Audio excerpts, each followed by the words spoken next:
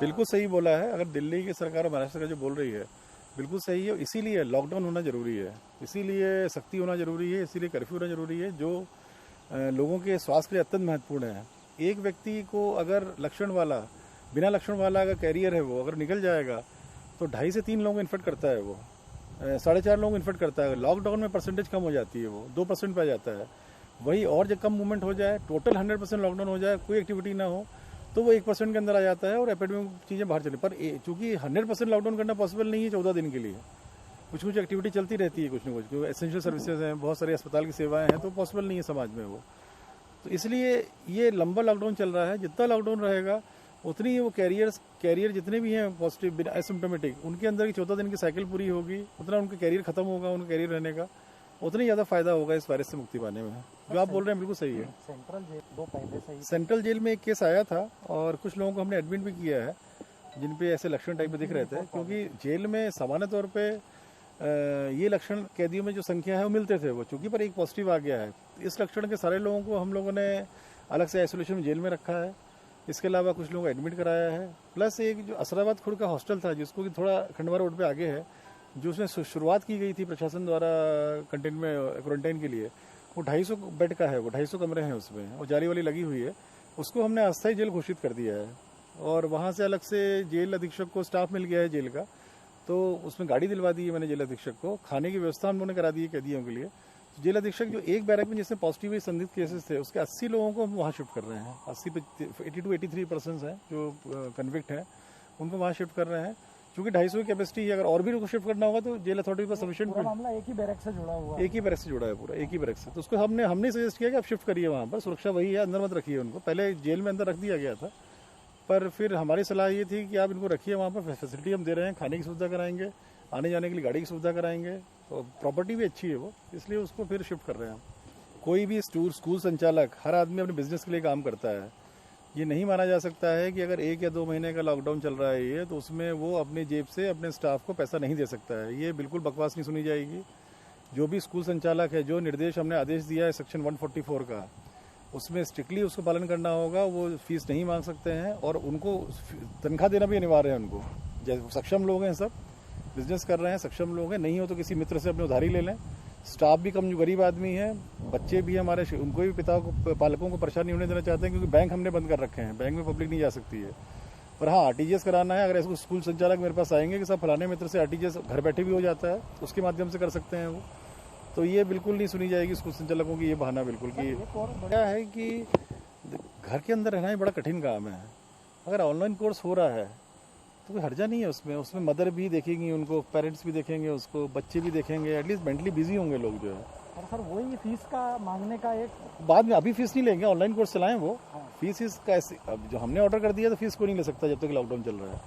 पर अगर online course चला रहे हैं तो कोई हर्जा नहीं है उसमें बच्चे भी अपना कंसंट्रेट करते हैं पढ़ाई में, पालक जो मदर फादर हैं उसके वो भी इन्वॉल्व हो जाते हैं इस समय। इस तरह से अगर ऑनलाइन कोर्सेज के माध्यम से अपने परिवार के लोग बिजी हो रहे हैं तो अच्छी बात है यार। ये घर के अंदर रहना भी बहुत कठिन काम है जो हो रहा है। जो पहले रिपोर्ट्स आई थी, मैंने पहले भी जब रिपोर्ट ज़्यादा संख्या आने वाली तो भी मैंने मीडिया को बतलाया था कि रिपोर्ट्स में पॉजिटिव संख्या बहुत ज़्यादा आने वाली है, तो वो भी रीज़न बतलाया था। और ये भी बतलाया था कि वर्तमान में जो रिपोर्ट्स आ रही हैं वो उसमें निगेटिव संख्या ज़्यादा है, पॉजिटिव संख्या कम है। जो संख्या ज़्यादा आ रही थी वो इसलिए आई थी कि प्राइमरी सस्पेक्ट्स होते हैं, आईसीएमआर की गाइडलाइंस है, तो उसमें एक प्राइमरी सस्पेक्ट होते हैं जो क्लोज फैमिली मेंबर्स रहते हैं या जहाँ पर भी पॉजिटिव पेशेंट का रोज उठना बैठना रहता है। तो प्राइमरी सस्पेक्ट्स की जो हम लोगों ने 3200 प्राइमरी सस्पेक्ट्स को डाला था मैरिज गार्डन्स में, या लगभग 1500 लोगों को हम लोगों ने होम क्वारंटाइन किया था। वो प्राइमरी सस्पेक्ट्स की सैंपलिंग बहुत युद्ध स्तर में की थी हम लोगों ने, उसके लिए 20 टीम बनानी पड़ी थी हम लोगों को। तो 20 दल बना के हम लोगों ने प्राइमरी सस्पेक्ट्स की सैंपलिंग कराई थी। चूँकि बैकलॉग बहुत हो गया था, मेडिकल कॉलेज में कैपेसिटी नहीं थी, वो उनके लमसम सैंपल्स हम लोगों ने दिल्ली भेजे थे, और वहाँ से चूँकि 1000 सैंपल्स दिल्ली गए थे, इसलिए बट नेचुरल था कि उसकी रिपोर्ट एक साथ आनी थी उसकी। तो मैंने मेंटली प्रिपेयर किया था यहाँ के शहर की जनता को कि 250-300 पॉजिटिव केसेस आने वाले हैं, घबराए नहीं उसमें। आज की स्थिति में उतनी सैंपलिंग की आवश्यकता नहीं है। जो आईसीएमआर गाइडलाइंस हैं उस गाइडलाइंस तक पहले भी हम लोगों ने इंटेंसिव सैंपलिंग की थी प्राइमरी सस्पेक्ट्स की, आज भी प्राइमरी सस्पेक्ट्स की कर रहे हैं हम लोग। आज की तारीख में सारे एयर अस्पतालों में हमारी सैंपलिंग चल रही है। प्लस हमारी सैंपलिंग टीम जो है, उतनी टीम की आवश्यकता नहीं जितनी टीम हम लगा रखे थे पहले, इसलिए उस टीम्स के लोगों को हम लोगों ने, जो सर्वे चल रहा है घर घर, उसमें कुछ लगाया है। बाकी जहाँ आवश्यकता पड़ रही है सैम्पलिंग करा रहे हैं हम लोग। तो जो पहले हमारी 3200 हमारे जो क्वारंटाइन में थे इंस्टीट्यूशन में और जो होम क्वारंटाइन थे, इनकी एक एक दिन में हम लोगों ने 500-500 550 सैम्पलिंग हम लोगों ने ले करके और उसको मेडिकल कॉलेज भेजा था। पर अब जो संख्या कम होने का कारण यही है कि उन सबकी सैम्पलिंग हो गई है, उन सबकी रिपोर्ट आ गई है। क्वारंटाइन से जिन लोगों की निगेटिव, अधिकांश लोगों की निगेटिव जो आई थी मेजॉरिटी केसेस में, सबको हम लोगों ने रिलीज भी कर दिया है। जो पॉजिटिव आते गए थे उनको हम लोगों ने अस्पतालों में शिफ्ट कर दिया है। और अब सैम्पलिंग उतनी संख्या में नहीं हो रही है। अब मान के चलिए कि 80 से लेकर के 150 के बीच में सैम्पलिंग पर डे चल रही है, जो प्राइमरी सस्पेक्ट कैटेगरी है। देखिए, रैपिड टेस्ट किट आएगी अपने यहाँ पर, उसका प्रोटोकॉल है। रैपिड टेस्ट किट अगर सक्सेसफुल रहता है तो अब तक पूरे विश्व में यूज़ हो गया होता है वो। Ultimately end of the day जो ये टेस्टिंग प्रोसीजर है पूरा, वो तो फॉलो करना ही पड़ता है। उसका परफेक्शन जो मैंने जो पता किया है मैंने, उसका परफेक्शन चूँकि 60% 50% तक रहता है, इस कारण से बहुत इंटेंसिव यूज़ नहीं हो रहा है। तो उसका जो भी किट आएंगी है उसके साथ प्रोटोकॉल आएगा एक पूरा। तो ऐसा नहीं है कि आप रैपिड टेस्ट का आके किसी को भी आप लगा के आप उसको पता करके आप एकदम से उसके ट्रीटमेंट शुरू कर दो या उसको निगेटिव मान लो। आप ट्रीटमेंट शुरू करने से पहले एक बार इस सिस्टम में जाना पड़ेगा, जो भी टेस्टिंग चल रही है वो सिस्टम कराना ही पड़ेगा उसमें। तो इन परिस्थितियों में रैपिड टेस्ट किट का मतलब ये नहीं है कि हम लोग इमीडिएट कोई चीज़ को पकड़ देंगे, हम लोग इमीडिएट पकड़ के और उसको हम लोग नेगेटिव या पॉजिटिव घोषित कर देंगे और उसका ट्रीटमेंट शुरू हो जाएगा वैसा। या निगेटिव आया तो हम लोग ये मान लेंगे कि निगेटिव हो। एंड ऑफ द डे तो वो जाके उसमें ये वाली किट ये करनी है। इसलिए रैपिड टेस्ट किट आएंगे, पर उसका प्रोटोकॉल पीछे से आएगा, तो उसका बहुत ज़्यादा इंटेंसिव यूज़ नहीं कर पाएंगे हम लोग। उसका जो प्रोटोकॉल आ रहा है हम लोगों के पास में, उसके से ऐसा नहीं है कि रैपिड टेस्ट किट हर जगह यूज़ कर सकते हो आप। ये चीज़ हम लोगों के संज्ञान में आप ही मीडिया बंधुओं किसी के माध्यम से मेरे संज्ञान में लगभग 10 दिन पहले आ गई थी बात ये। और यहाँ 5 बॉटलिंग प्लांट वाले हैं जो ऑक्सीजन की बॉटलिंग करते हैं, क्योंकि ये चीज़ जो संज्ञान में आई थी, जिस भी मीडिया बंधु ने मुझे बतलाई थी, मैं उनको धन्यवाद भी देना चाहूँगा कि बड़ी इंपॉर्टेंट बात थी ये। और इसमें हम लोगों ने तत्काल जो 5 बॉटलिंग प्लांट वाले हैं उनके नंबर लिए, उनसे व्यक्तिगत बात की कि ये उनके डीलर्स कितने हैं। तो मालूम पड़ा कि 50 डीलर्स हैं जो ये ऑक्सीजन सिलेंडर सप्लाई करते हैं। और ये बात बिल्कुल सही है जो एक समाचार पत्र में छपी थी। कुछ जगह पे कोई व्यक्ति, एक बिचौलिया व्यक्ति था जो ये डीलर से सामंजस्य रख करके सिलेंडर्स दे रहा था वहाँ पर।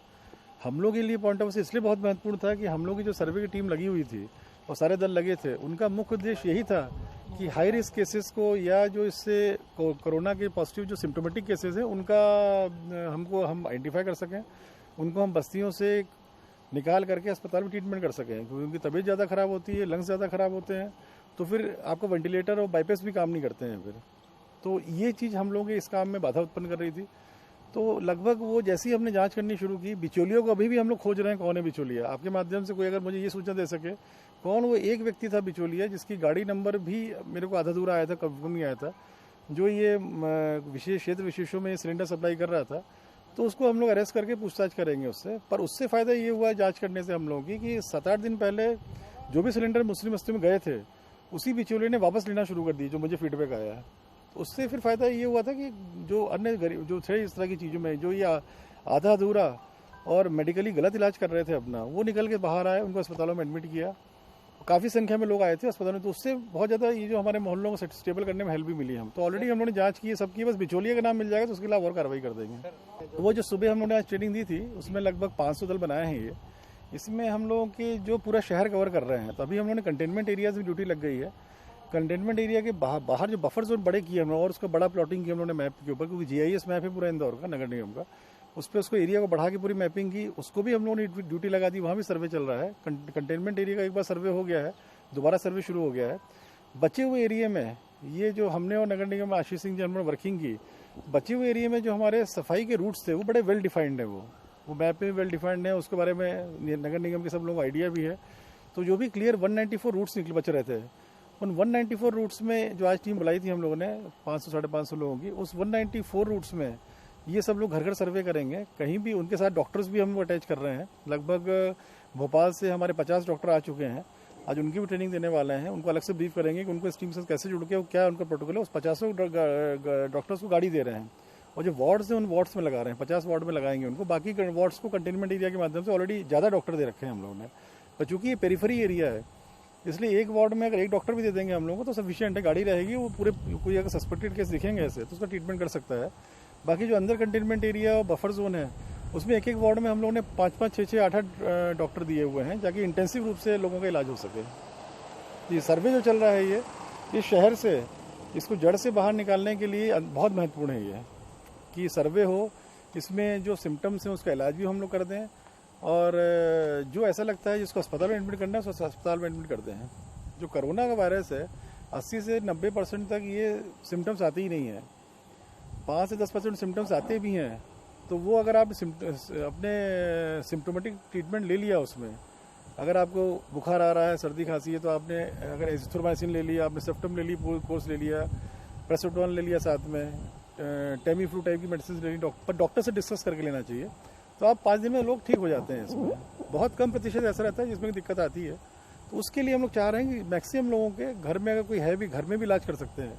अगर बड़ा घर है अलग से वो कमरे में रह सकते हैं, आपको टेस्ट की भी जरूरत नहीं है, आप इलाज करिए अपने सिम्टम्स के, आप ठीक हो जाएंगे। आइसोलेशन में रहिए थोड़ा।